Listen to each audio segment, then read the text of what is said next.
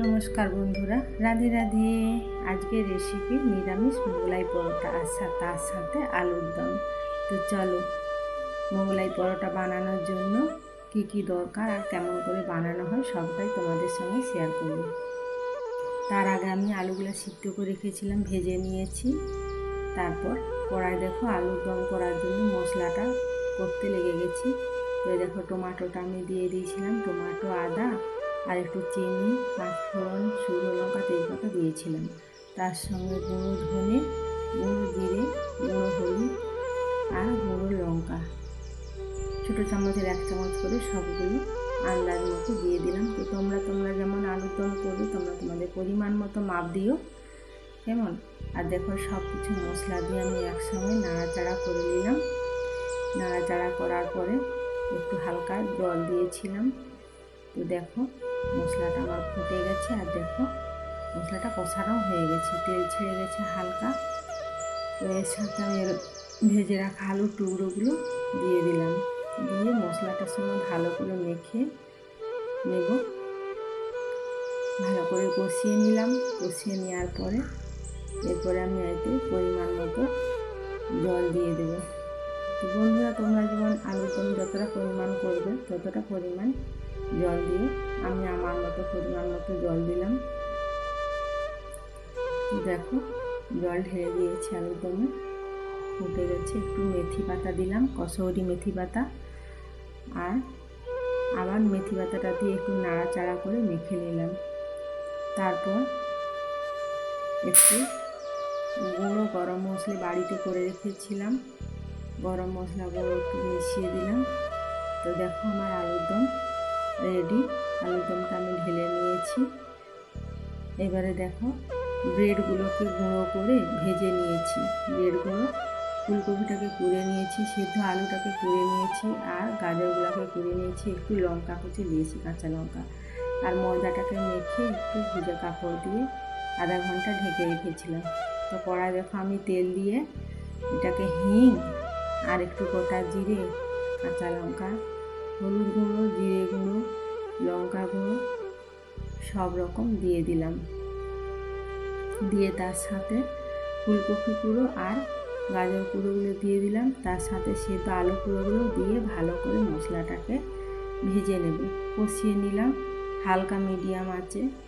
তারপর কষিয়ে নিয়ে ওইটা এখন আমার হয়ে গেছে। গরম মশলা দিয়ে দিলাম লাস্টে, গরম মশলা দিয়ে ওটাকে নামিয়ে নিয়েছি। দেখো থালাতে তুলে নিলাম। তো নিয়ে এবার আমি কড়াই একটু হালকা করে বাদাম ভাজা হলো, বাদাম ভেজে ওর সাথে গুঁড়ো করে মেশানো হবে। দেখো ময়দাটা আমার দেখো কত সুন্দর হয়ে গেছে। তা আজকের এই মোগলাই পরোটাটা আমার মেয়ে বানিয়েছে বাড়িতে। তোমাদের যদি ভালো লেগে থাকে ভিডিওটা একটা লাইক, কমেন্ট আর শেয়ার করে দিও। আর যদি নতুন বন্ধু হয়ে থাকো একটু সাবস্ক্রাইব করে চ্যানেলটাকে পাশে থেকে। তো দেখো এই যে ব্রেডগুলোকে যে কুড়িয়ে গুঁড়ো করে ভেজে রেখেছিলাম সেগুলোই মশলার সাথে দিয়ে দেবো। মশলার সাথে দিয়ে একটু কর্নফ্লাওয়ার দিলেও হতো, আর এতে একটু আমিষ করলে এগ দিয়ে হতো, কিন্তু এটা আমি জল দিয়ে আমার মেয়েটাকে মাখিয়ে নিচ্ছে। মশলাটাকে হালকা জল দিয়ে মেখে নিয়েছি ব্রেড গুঁড়োগুলোকে। তারপরে দেখো এই যে লেচি কেটে মোগলাই পরোটার শেপ নেওয়া হচ্ছে। তো বন্ধুরা, তোমরা সবাই কে কেমন আছো বলো। আশা করি তোমরা সবাই বন্ধুরা ভালোই আছো।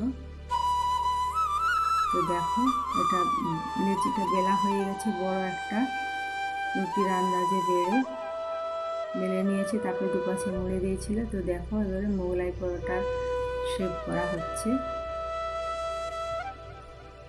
এই দেখো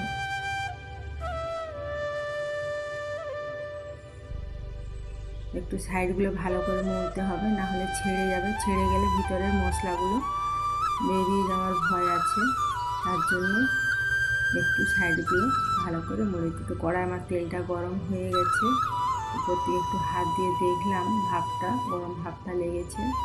তো দেখো মোগলাই পরোটাটা আমার আস্তে আস্তে কিন্তু ফুলে যাবে, ফুলে কত সুন্দর ভাজা হবে দেখো।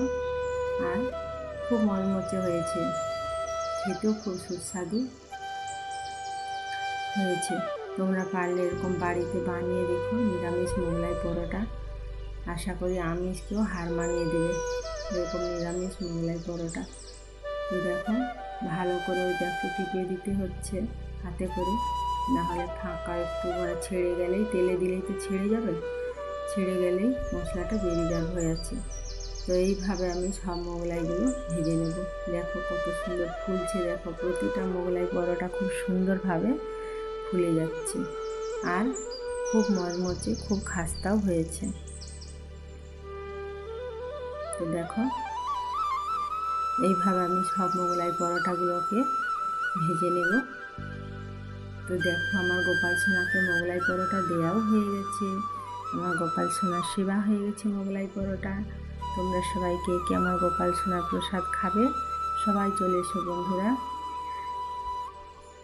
আর দেখো ভিতরটা, দেখো মোগলাইয়ের ভিতরটা কত সুন্দর হয়েছে, মশলাগুলো পুরভরা, দারুণ খেতে হয়েছে গো, টেস্টি। তো বন্ধুরা তোমরা সবাই ভালো থেকো, আবার পরে ভিডিও নিয়ে হাজির হচ্ছি। রাধে রাধে।